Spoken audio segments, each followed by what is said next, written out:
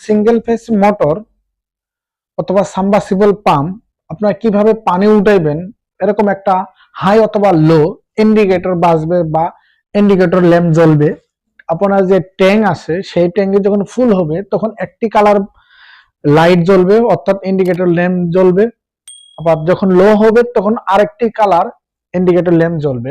এখানে নিয়েছি two polar circuit breaker, water level full আর লো, একটি ওয়াটার লেভেলের যে আপনারা হাই অথবা লো এর যে ইন্ডিকেটর আছে সেটা, magnetic conductor, single phase motor আর ফ্লোট সুইচ।